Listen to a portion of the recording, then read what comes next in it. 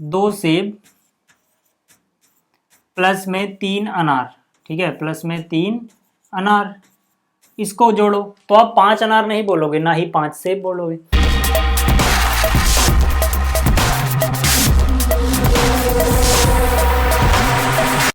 Hello welcome, मैं हूं अरुण कुमार यादव और आज इस वीडियो में मैं शुरू कर रहा हूं क्लास 8 का अध्याय 9 जिसका नाम है बीजीय व्यंजक एवं सर्वसमीकाएं। मतलब ये इस चैप्टर का इंट्रोडक्शन है। तो यहाँ पर हम बेसिक बातों को जानेंगे जो इस चैप्टर को करने के लिए ज़रूरी है। और इसके अलावा अगर आप इससे पिछले चैप्टर्स देखना चाहते हैं जो मैंने अपलोड कर दिए हैं तो उनके लिंक आपको इस वीडियो के डिस्क्रिप्शन में मिल जाएंगे। तो यहाँ पर शुरू करते हैं इस वीडियो को। देखो, सबसे पहली बात जो यहाँ पे चैप्टर का नाम है वो क्या है, बीजीय व्यंजक एवं सर्वसमीकाएं।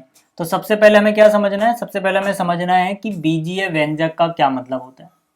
ठीक है, देखो जो बीजीय व्यंजक होते हैं ये ऐसे व्यंजक होते हैं जो चर और अचर से मिलके बने हैं। साथ में आपको जमा घटा गुणा भाग के निशान भी बीच बीच में देखने को मिल सकते हैं। जैसे कि यहाँ पर देखो, अगर मैं यहाँ पर लिखूँ 2x जमा 5, ठीक है, 2x जमा 5, तो ये एक बीजीय व्यंजक का उदाहरण है। ठीक है ना, ये क्या है, ये एक बीजीय व्यंजक है जहाँ पर चर भी है अचर भी है।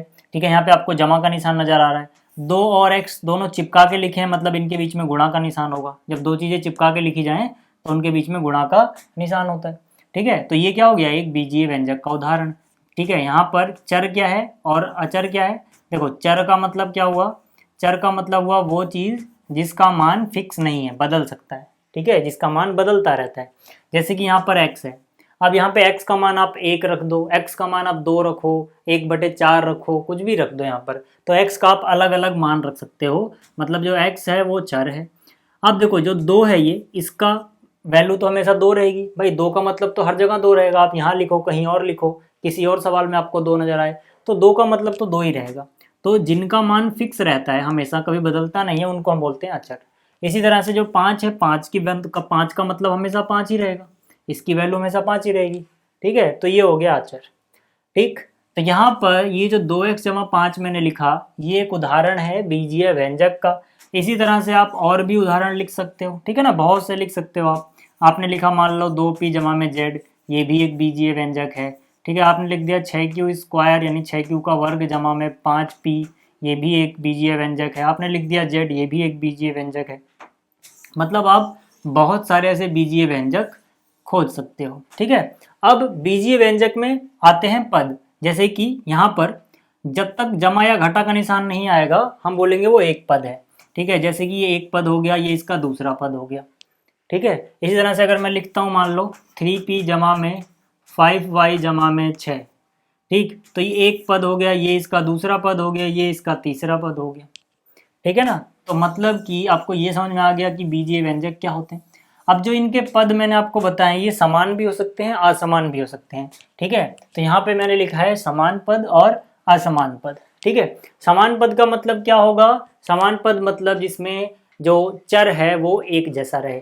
जैसे कि मैं यहाँ पे अगर लिखता हूँ, मैं यहाँ पे लिखता हूँ 2x और यहाँ पे लिखता हूँ 3x।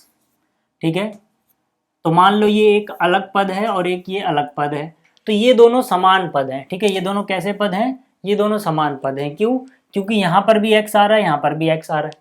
ठीक है, तो मतलब जो चर है यहाँ पर वो दोनों में एक जैसा है, तो ये दोनों समान पद होंगे।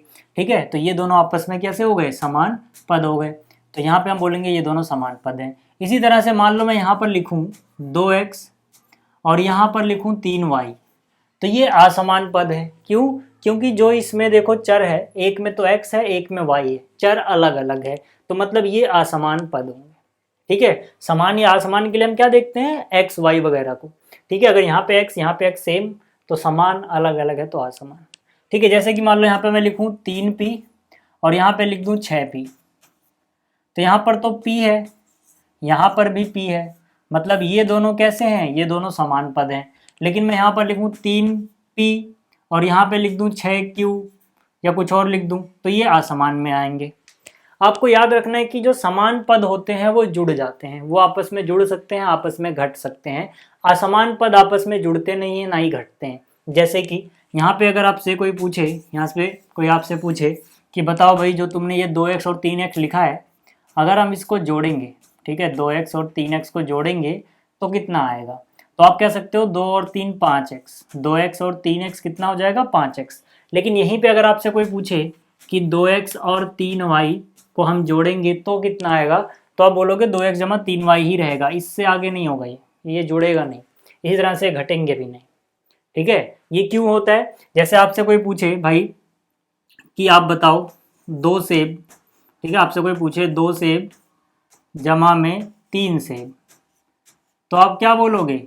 आप बोलोगे 2 और 3 जोड़ दो यार, 2 और 3 5 सेब, 2 और 3 5 सेब। वही चीज आपने यहां पर किया है, 2x जमा 3x, x को सेब समझो, तो 2 सेब और 3 सेब, कितने सेब होंगे? 5 सेब होंगे। लेकिन अगर आपसे कोई कहे 2 सेब प्लस में 3 अनार, ठीक है, प्लस में 3 अनार, इसको जोड़ो, तो आप 5 अनार नहीं बोलोगे, ना ही 5 सेब बोलोगे। तो मतलब ये ऐसे ही रहेगा, ये तो अलग अलग चीजें हैं, ये नहीं जुड़ेंगी। तो मतलब जब ये अलग अलग हैं तो इसको हम बोलते हैं असमान पद। जब ये सेम है, एक जैसे यहाँ x यहाँ x, तो इसको बोलते हैं समान पद। समान पद जुड़ सकते हैं, घट सकते हैं, लेकिन असमान पद ना ही जुड़ेंगे ना ही घटेंगे। गुणा दोनों हो सकते हैं, ठीक है, भाग भी हो सकते हैं, लेकिन जुड़ेंगे नहीं। ठीक है, आपको इतना समझ में आ गया। अब हम आगे बात करते हैं। अब है बहुपद में पदों की संख्या के हिसाब से उस बहुपद का नाम क्या होगा। जैसे कि अगर बहुपद में एक ही पद है तो हम बोलेंगे एक पद, 2 हैं तो हम बोलेंगे द्विपद, 3 है तो हम बोलेंगे त्रिपद। जैसे कि यहाँ पे अगर मान लो मैं लिखूं 2x, ठीक है, तो इसमें सिर्फ एक ही पद है। हम कैसे पता लगाएंगे? जब प्लस या माइनस आ जाएगा, ठीक है, और वो असमान पद होने चाहिए, तब हम बोलेंगे दूसरा पद आया। जैसे ये हो गया एक पद। अगर इसी तरह से मैं लिखूं 2x जमा में 3, तो इसमें कितने पद हैं? 2। कैसे? एक ये वाला प्लस का निशान आया, इसके बाद वाला दूसरा, ठीक है, तो यानी एक पद ये हुआ, एक पद ये हुआ, इसमें 2 पद होंगे, ठीक, तो यानी द्विपद हो गया। अब इसी तरह से अगर मैं लिखूं 2x जमा में 4y जमा में 6, तो ये त्रिपद होगा। ये एक पद, ये दूसरा और ये तीसरा, ठीक है, इसमें 3 पद हो गए।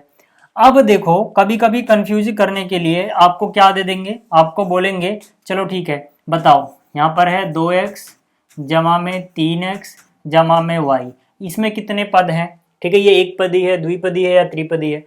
तो आपको देखने में तो लगेगा त्रिपद है, क्योंकि इसमें 1 2 3 है, लेकिन ऐसा है नहीं। क्यों? क्योंकि जो समान पद होते हैं वो सोल्व हो जाएंगे ना, उनको तो जोड़ के एक बन जाएगा। भाई ये x वाला है, ये x वाला है, ये तो जुड़ जाएगा ना आपस में। तो 2x और 3x कितने x हो गए? 5x जमा में y। अब ये नहीं जुड़ेंगे, तो हम बोलेंगे भाई दिखने में तो भले ये लग रहा था त्रिपदी जैसा, लेकिन है ये द्विपद। ठीक है, क्योंकि जो समान पद होते हैं उनको हम अलग अलग पद नहीं गिनते हैं, क्योंकि वो आपस में जुड़ या घट सकते हैं। तो आपको ये याद रखना है कि जब आप पदों की संख्या गिन रहे हो तो ये ध्यान देना है कि वो असमान पद होने चाहिए। अगर समान है तो उनको आप अलग अलग नहीं गिनोगे। जैसे आपसे कोई पूछे 2x जमा में 6x, क्या ये एक पद है, द्विपद है या त्रिपद है? दिखने में तो 2 लग रहे हैं, एक ये, लेकिन ऐसा है नहीं। क्यों?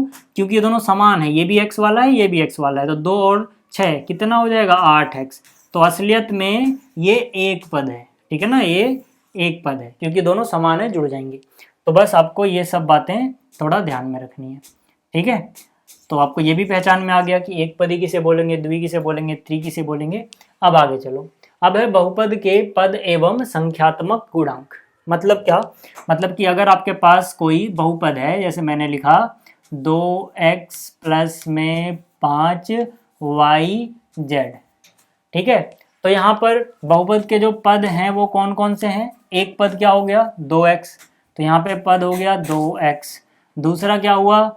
5yz, ठीक है, निशान के साथ, प्लस है तो प्लस ही लगाओगे, यहाँ माइनस होता तो यहाँ माइनस लगाते, ठीक। अब यहाँ पर जो संख्यात्मक गुणांक हैं इनके, ठीक है, संख्यात्मक गुणांक, कोफिशिएंट बोलते हैं जिनको, वो क्या हो जाएंगे? संख्यात्मक गुणांक मतलब यहाँ पर हम जो यहाँ पर चर है, ठीक है, संख्यात्मक गुणांक का मतलब होता है जो चर है उसको हटा दो, यानी x को भूल जाओ, क्या बचेगा? 2 बचेगा, तो मतलब इसका संख्यात्मक गुणांक हो गया 2।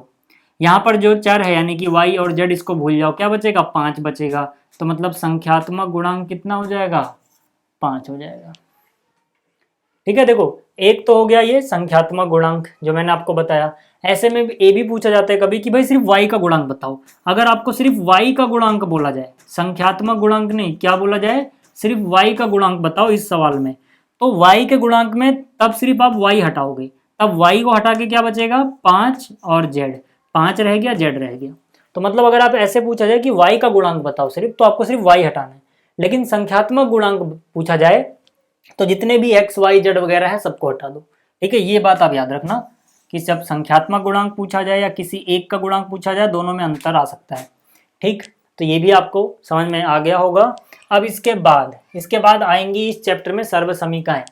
ठीक है, तो ये 3-4 मानक सर्व समीकाएं हैं जो आपको याद रखनी है। ठीक है, इनका क्या मतलब होता है, इनको कैसे यूज करते हैं हम, ठीक है, इनका उपयोग कैसे होगा सवालों करने में, वो मैं आपको जब प्रश्नावली करवा रहा हूँ तब बताऊंगा। फिलहाल तब तक के लिए आप इन चारों सर्व समीकाओं को अच्छे से याद कर लेना, ताकि जब हम प्रश्नों को कर रहे होंगे तब आसानी रहे। ठीक है, सर्व समीकाएं का मतलब क्या हो गया, ऐसी समीका जो यहाँ पे ए और बी आ रहे हैं, जैसे कि चर आ रहे हैं, उन सब के सभी मानों के लिए सत्य हो। ठीक है, कैसे होगी ये हम जब क्वेश्चन करेंगे तब मैं आपको बता दूंगा। फिलहाल तब तक के लिए आप इनको याद रखना। तो इस वीडियो में इतना ही, जल्दी ही मिलेंगे प्रश्नावली 9.1 में। Thanks for watching.